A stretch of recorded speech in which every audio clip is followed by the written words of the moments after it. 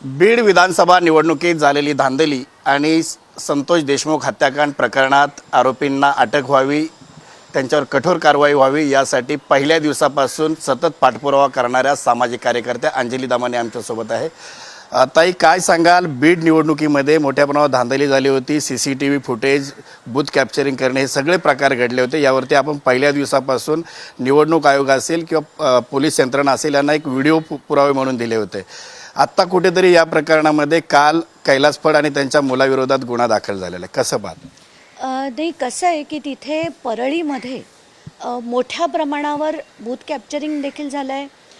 CCTV footage म्हणजे CCTVचं कनेक्शनसुद्धा काढून टाकलं होतं, म्हणजे तिथे एक्झॅक्टली काय होतं ते कोणाला कळू नये म्हणून।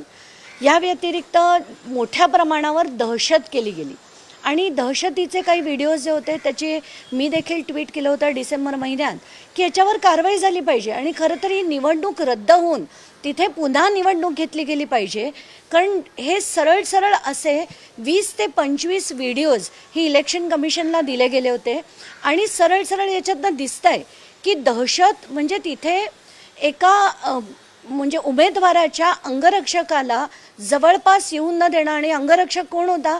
पोलीस अधिकारी असताना त्याला तिथे त्याच्यावर सुद्धा दादागिरी केली गेली। त्याला पोलीस म्हणजे काय हे जे म्हटलं गेलं, याच्यावरनं या लोकांची दहशत किती आहे ते दिसतंय।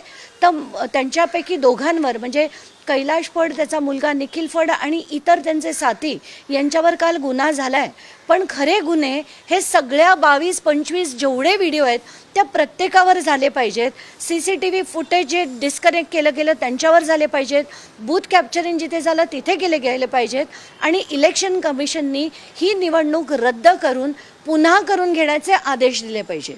अशी आपण इलेक्शन कमिशनकडे मागणी वगैरे केलेली आहे का, निवडणूक पुन्हा घ्यावी? नाही, आत्ताच्या घटकेला मी केली नाही आहे, कारण पहिले त्यांच्यावर जर गुन्हे दाखल झाले त्यानंतर ही कारवाईची मागणी आपण करू शकतो की आता हे सिद्ध झाले, त्यांच्यावर गुन्हे दाखल झालेत, त्यानंतर ECIकडे मागणी करू शकतो। म्हणून ते 2 दिवसात आता इतर व्हिडिओज देखील मी SP-कडे पाठवलेत, त्यांच्यावर गुन्हे झाल्यावर पुढची कारवाई।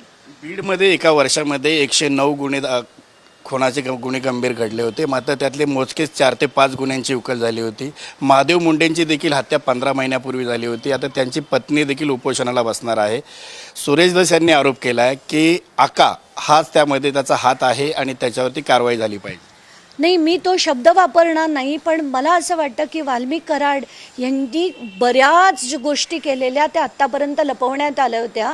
एवढंच नाही तर त्यांच्यावर 14 FIR नाही आहेत, 16च्या पेक्षा जास्त FIR आहेत आणि मी त्याची सगळ्याची हिस्ट्री काढली। आत्ता असं दिसतंय की सगळी प्रकरणं वेळेनंतर चार्जशीट केली, म्हणजे 99च्या गुन्ह्यावर 2008मध्ये चार्जशीट केली, म्हणून समोरची व्यक्तीच जर हजर नसेल तर असं करून ती सगळी प्रकरणं बंद करण्यात आली आहेत, ती सगळी रिओपन व्हावी असा अर्ज आता मी SP-कडे करणार आहे। कारण ते सगळे डिटेल्स मला जेव्हा मिळालेत, ॲब्सोल्यूट ओपन अँड शट आहे की त्यांना अनकॉन्टेस्टेड हे बंद करण्यात आली आहेत, म्हणून ही सगळी रिओपन करावी तशी मी मागणी करणार आहे। संतोष देशमुख यांच्या हत्येला 2 महिने उलटून गेलेले आहेत। त्या हत्येतील एक आरोपी जो आहे आंधळे, हा अद्यापही फरार आहे। त्याच वेळेस माजी मंत्री तानाजी देशमुख यांचा मुलगा कुठे गायब होतो, मात्र पोलीस त्याला अवघ्या 4 ते 5 तासामध्ये शोधून काढतायत। मग संतोष आंधळे अद्यापही पोलिसांना सापडत नाही। कसं आहे की कृष्णा आंधळे जो आहे 2 महिने झाले तो गायब आहे आणि पोलिसांना तो सापडत नाही असं तर शक्यच नाही आहे। तर कारण जेव्हा काम करायचं असतं ना, पोलीस अगदी पटापट करतात। तानाजी सावंतच्या मुलाला शोधायला पूर्ण यंत्रणा किती पटकन कामाला लागली, किती पोलिसांचा गैरवापर झाला हे आपण बघितलं। पण मला 3 गोष्टी वाटत आहेत। एक म्हणजे कृष्णा आंधळे का सापडत नाही, कारण तो शोधायचाच प्रयत्न करायचा नाही, तो मिळाला तर अनेक गोष्टी बाहेर पडतील म्हणून त्याला लपवलं जात आहे की काय, हे असे सगळे प्रश्न, असंख्य प्रश्न आपल्या मनात येतात। आणि मला तर सरळ सरळ वाटतंय की संतोष देशमुख यांच्या हत्येत सुद्धा मोठ्या प्रमाणावर कदाचित धनंजय मुंडे यांचा कुठे सहभाग आहे ते मी सांगते। 19 जूनला आवादाचा जो मीटिंग झाली होती सातपुडा बंगल्यामध्ये, ती सातपुडा बंगला हा शासकीय बंगला आहे धनंजय मुंडे यांचा, आणि या बंगल्यामधनं खंडणी मागितली गेली, म्हणजे सुरुवात इथून झाली। दुसरी गोष्ट, 9 डिसेंबरला स्कॉर्पिओ जी पकडली गेली त्याच्यात 2 मोबाईल सापडले होते. सगळ्या माध्यमांनी रिपोर्ट केलं होतं की त्याच्यात एका बड्या नेत्याचा फोन आला होता. मग आता ते दोन्ही मोबाईल फॉरेन्सिकसाठी पाठवलेत. फॉरेन्सिकमध्ये ही माहिती येणं क्रमप्राप्त होतं, पण ती फॉरेन्सिक अजून 2 महिने झाले ती माहिती आलेली नाही आहे. याच्यावरनं आता खरं तर फोन आला की नाही याच्यासाठी फॉरेन्सिकची पण गरज नाही, CDRवरनं कळतं येते, पण दाबलं जातं हे सगळं प्रकरण. आणि म्हणूनच मला थोडा डाऊट वाटतोय की संतोष देशमुख प्रकरणात सुद्धा न्याय होईल की नाही शंका येते. करुणा मुंडे यांनी कौटुंबिक माहिती लपवल्याच्या आरोपाखाली जी आहे ती तक्रार ऑनलाईन तक्रार केली होती. या तक्रारीच्या आधारे आता परळी फौजदारी न्यायालयाने जे ती धनंजय मुंडे यांना एक कारणे दाखवा नोटीस पाठवलेली आहे. आपण देखील धनंजय मुंडेंनी जी काही कंपन्या किंवा इतर काही गोष्टी उमेदवारी अर्जामध्ये भरल्या या संदर्भात तक्रार केली होती.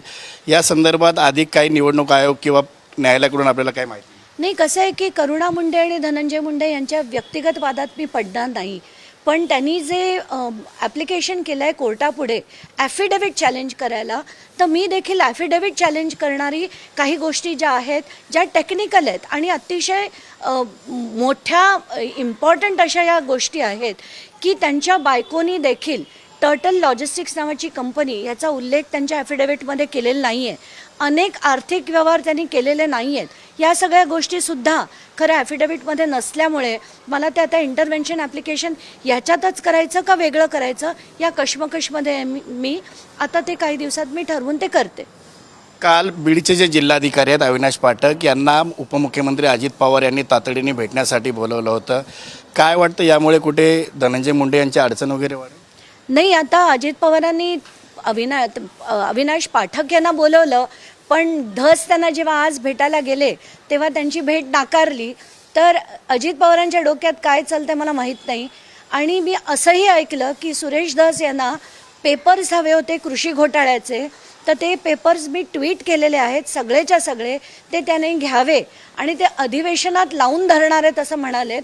ते त्यांनी जरूर लावावे, कारण महाराष्ट्रातल्या प्रत्येक शेतकऱ्याला ते पैसे मिळणार होते. मराठवाडा आणि विदर्भातल्या शेतकऱ्यांना खास, कारण सोयाबीन, कापूस आणि ऑइल सीड्सच्या ज्या सगळ्या शेतकऱ्यांना ते थेट DBT थ्रू मिळायला पाहिजे होते.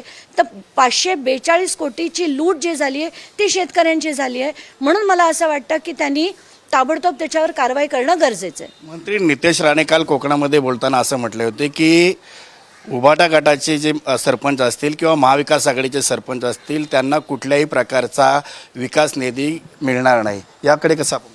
विकास निधी कशासाठी असतो आणि तो कोणी दिलेला असतो? तो पैसा जनतेचा आहे आणि तो विकासासाठी दिलेला आहे. त्यामुळे नितेश राणेंच्या खिशातनं आलेला तो पैसा नाही आहे. ते असं म्हणूच शकत नाहीत की मी यांना देईन आणि त्यांना नाही देणार. असं जर त्यांनी ॲक्च्युली केलं तर त्यांनाही सरळ करण्याला आपल्याला करणं गरजेचं आहे. सकाळ सन्मान सोहळ्यामध्ये देवेंद्र फडणवीस मुख्यमंत्री जे आहेत ते बोलताना असं म्हटले होते की त्यांनी हातात बालभारती पुस्तक घेतलं आणि छगन कमळ बघ असं म्हटलं, आणि त्यामुळे पुन्हा एकदा कुठेतरी चर्चा रंगली आहे की छगन भुजबळ हे भाजपामध्ये प्रवेश करतील. आपण देखील काही महिन्यांपूर्वी तोच दावा केला, मात्र प्रवेश लटकलेला आहे. कसं पाहता? मी मागच्या फेब्रुवारी महिन्यात म्हणजे आज 1 वर्ष झालं मी हेच म्हटलं होतं की छगन कमळच बघणार आहे, आणि हे सरळ सरळ मी तेव्हापासून म्हटलं होतं. पण आता छगन कमळ बघ का शरद कमळ बघ, आता ते आपण बघू कोणाकोणाला कमळ दाखवता येते. धन्यवाद. तर छगन कमळ बघ असं जे काल देवेंद्र फडणवीस यांनी म्हटलं होतं, यानंतर आता अंजली दमानिया यांनी देखील छगन कमळ बघ किंवा शरद कमळ बघ असं म्हटले. ते कोणाकोणाला कमळ बघायला सांगतील हे मात्र येणारा काळच ठरवेल. कॅमेरा पर्सन नितीन खरातसह मी संजय गडदे, साम टीव्ही न्यूज, मुंबई. देश विदेशातील प्रत्येक घडामोडींचे लाईव्ह अपडेट मिळवण्यासाठी आता साम टीव्हीच्या सर्व सोशल मीडिया प्लॅटफॉर्मला लाईक, फॉलो आणि सबस्क्राईब करा. तसंच सर्व नोटिफिकेशनसाठी बेल आयकॉन प्रेस करायला विसरू नका.